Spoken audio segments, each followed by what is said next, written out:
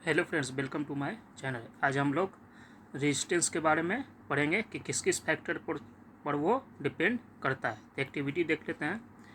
एक electric circuit है, consisting cell है, एमीटर है, नाइक्रोम वायर है, इसका लेंथ एल है, एक प्लग है। देखिए, नहीं, ये है आपका सर्किट डायग्राम। ठीक है, एमीटर से जुड़ा हुआ है इसमें। तो इसमें क्या किया गया, प्लग की को जोड़ा गया है, जिसमें करंट देखेंगे एमीटर में कितना कितना आ रहा है। ठीक है ना।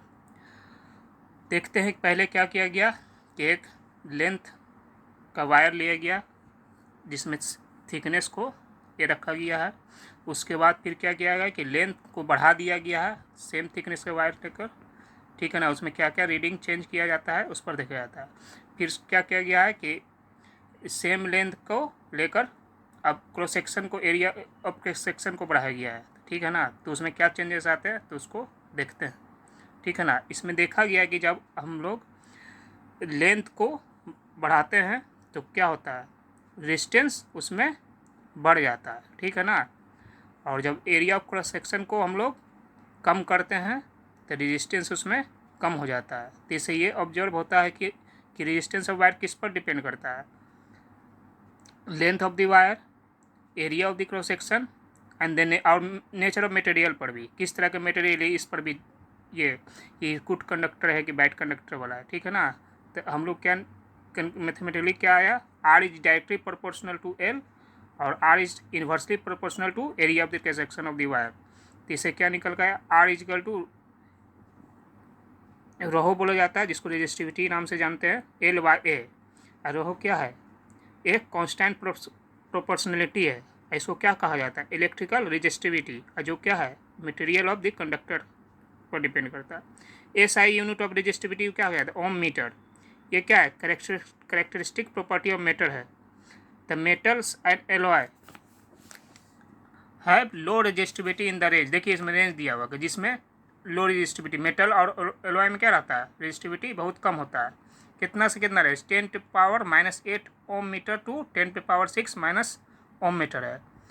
और इसको क्या कहा जाता है, जब रेजिस्टिविटी कम रहेगा तो क्या होगा, the good conductor of electricity होगा। इंसुलेटर्स देखिए, रबर है, ग्लास है, ये सब के लिए रेजिस्टिविटी क्या है, बहुत हायर है। 10⁻12 से लेकर 10⁻17 ओम मीटर है। ठीक है। बोथ द रेजिस्टेंस और रेजिस्टिव मटेरियल टेम्परेचर पर वो वेरी करता है। देखिए रेजिस्टिविटी एलॉय हाइयर रहता है कंस्टिट्यूएंट मेटल से, क्योंकि एलॉय क्या होता है, ऑक्सीडाइज नहीं कर पाता, इसलिए हायर टेम्परेचर में। For this reason commonly used in electrical heating devices like electric iron, toaster, ये सब यूज किया। Tungsten used, filament of electric bulb में देखे होंगे। Copper, aluminium generally use for electrical transmission lines में देखते होंगे, इलेक्ट्रिसिटी को पास कराने के लिए। जैसे कि हम लोग तार वायर देखते हैं ना, उसमें कॉपर या एल्यूमिनियम का यूज होता है। अब कुछ मटेरियल दिया हुआ जिसका रेजिस्टिविटी दिया हुआ है, देखिए सिल्वर है 1.60 10⁸ है, एल्यूमिनियम है 2.63 10⁻⁻8 है, मरकरी है जिसका रेजिस्टिविटी कितना है 94 × 10⁻⁻8। उसके बाद मैंगनीन है, ये सब का देखिए 44 × 10⁻⁻6। ग्लास है 10⁻10 से लेकर 10⁻14। पेपर है जिसका पावर है 10⁻12, यानी ऊपर से नीचे जाएंगे तो रेजिस्टिविटी बढ़ते जाएगा। ठीक है, एग्जांपल देख लेते हैं कुछ क्वेश्चन का। How much current will electric bulbs draw from a 220 source if the resistance of the bulb of filament 1200 ओम।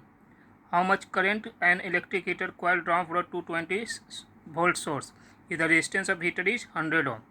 देखिए यहाँ पर क्या क्या दिया हुआ है, V इजिकल टू, यानी वोल्टेज दिया 220 वोल्ट, रेजिस्टेंस कितना है 1200। तो हम लोग ओम्स लॉ से निकाल लेंगे, I बराबर क्या हो जाएगा V/R। ठीक है ना, ओम्स लॉ का था ना V इजिकल टू IR, तो हम लोग I बराबर क्या होगा V/R। तो यहाँ V का वैल्यू 220 है और रेजिस्टेंस कितना है 1200, उसको डिवाइड करेंगे तो कितना आएगा 0.18 एम्पियर।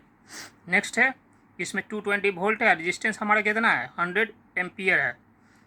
तो हम लोग आई निकालेंगे, यानी करंट का 220 वोल्ट है डिवाइडेड बाय रेजिस्टेंस 100 है, तो 2.2 ampere.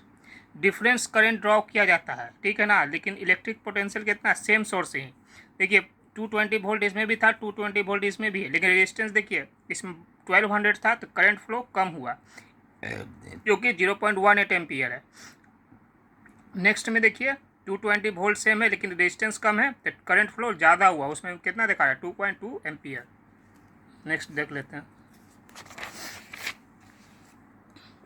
The potential difference between the terminals of electric heater is 60 volt when it draw a current 4 ampere from the source. What current will the heater draw if the potential difference measure 120 volt? देखिए हमारा भी दिया 60 volt, current कितना दिया हुआ 4 ampere. Ohms law क्या है, R equal to V by I, V by I कर लेंगे उसी फार्मूला से। 60 वोल्ट दिया हुआ है और करंट कितना 4 एम्पियर, डिवाइड करेंगे तो फिर 15 ओम हमारा रेजिस्टेंस आएगा। अब जब दिया हुआ पोटेंशियल डिफरेंस 120 वोल्ट है, करंट कितना है, हम लोग करंट निकाल लेते हैं, करंट निकालना है, ठीक है ना। रेजिस्टेंस कितना है, रेजिस्टेंस अभी निकाले 15 ओम, ठीक है ना। तो करंट बराबर क्या होगा वी बाई आर 120 वोल्ट, और हमारा रेजिस्टेंस कितना अभी निकल कर आया था 15 ओम, तो 15 ओम से डिवाइड करेंगे तो 8 amperes. Current through heater becomes कितना होगा 8 एम्पियर, ठीक है ना। जब हम लोग वोल्टेज को 60 से 120 किए तो कितना हो गया, डबल हो गया, ठीक। एग्जाम्पल है फिर 11.5 का। Resistance of wire of a length 1 metre is 26 ohm at 20 degree Celsius if the diameter of wire of 0.3 mm. What will be the resistivity of the metal of the temperatures? Predict the material। और कौन सा material निकालने के बाद हम लोग देखेंगे, ठीक है। देखिए यहाँ पर एक क्वेश्चन हम बनाया, देखिए क्या क्या दिया हुआ है। रेजिस्टेंस दिया हुआ 16 ओम, डायमीटर कितना है 0.3 mm, ठीक है। इसको डायमीटर को क्या mm से कर लेंगे हम लोग मीटर में, तो पहले तो ये डेसिमल हटाने के लिए 10 करेंगे और mm को हम लोग मीटर में करने के लिए 1000 से डिवाइड करेंगे तो वैल्यू कितना आएगा 3 × 10⁻⁻⁴ मीटर्स। लेंथ है 1 मीटर्स। तो अभी पढ़े तो क्या रेजिस्टेंस का फॉर्मूला क्या होता है, रेजिस्टिविटी और लेंथ और एरिया दिया रहता था, R equal to rho by L by A, R equal to area by length, rho equal to resistivity equal to, ठीक है। तो पी रो इजकल टू क्या होगा आर इंटू डायमीटर दिया हुआ है, यानी हम लोग क्या क्रॉस सेक्शन का एरिया निकालेंगे जो सर्कुलर शेप का होता है। तो एरिया होगा पाई आर स्क्वायर और आर रेडियस कितना होगा d/2। तो हमारा डायमीटर का वैल्यू कितना दिया हुआ 3 दिया हुआ था, तो उसको 2 से डिवाइड करेंगे 10⁻⁴, ठीक। और लेंथ हमारा कितना है, लेंथ हमारा 1 मीटर है, ठीक है।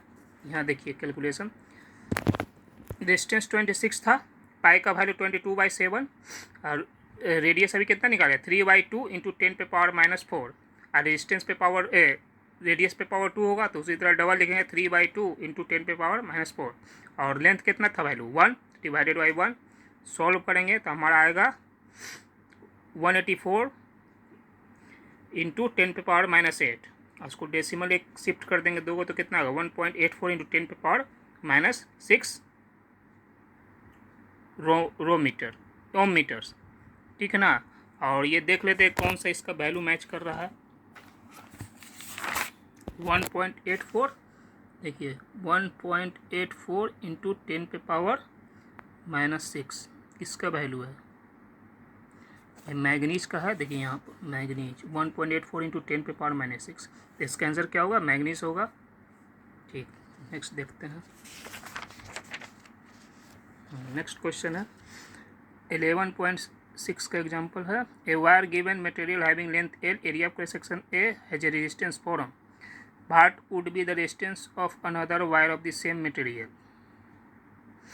having length L/2 and area of cross section 2A? इसको भी हम लोग देख लेते हैं, क्वेश्चन पढ़ लिए होंगे तो देख लीजिए इधर।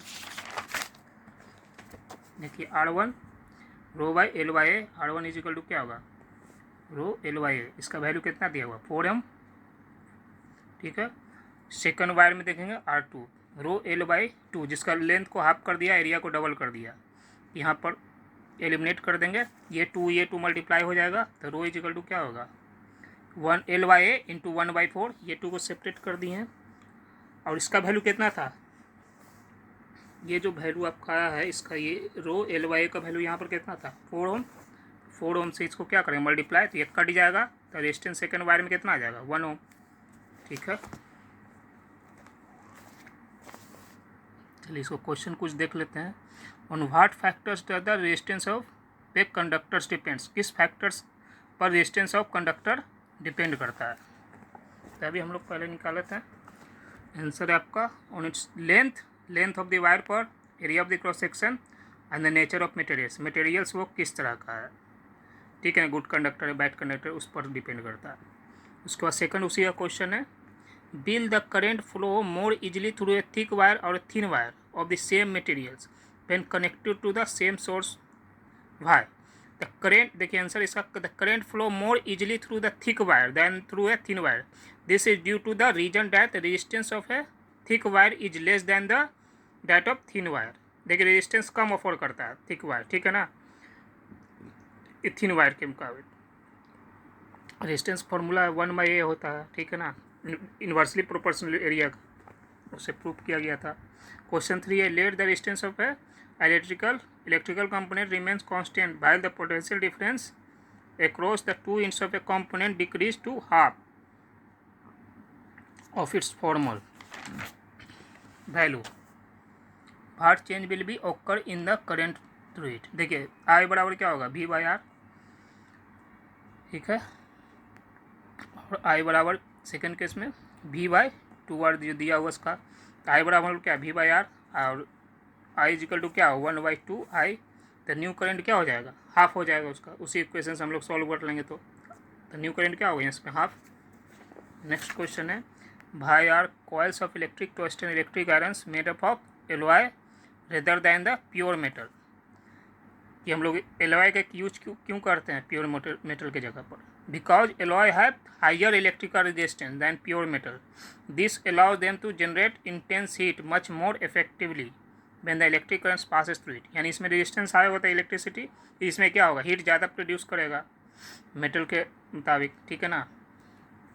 नेक्स्ट क्वेश्चन 5 है, which among iron and mercury is better conductor. तो इसमें आंसर क्या हुआ, iron is better conductor of electricity and heat then mercury because it has significantly lower electrical and thermal resistivity. इसमें क्या है इलेक्ट्रिकल एंड थर्मल रेजिस्टिविटी कम है, किससे कम है मर्करी से, ठीक है ना। नेक्स्ट है, which material is the best conductor. तो कौन सा मटेरियल सबसे बेस्ट कंडक्टर, सिल्वर है, silver is the best conductor of electricity offering the lower electrical resistance of any element, किसी एलिमेंट से वो इलेक्ट्रिकल रेजिस्टिविटी कम ऑफर करता है, ठीक है। Thanks for watching.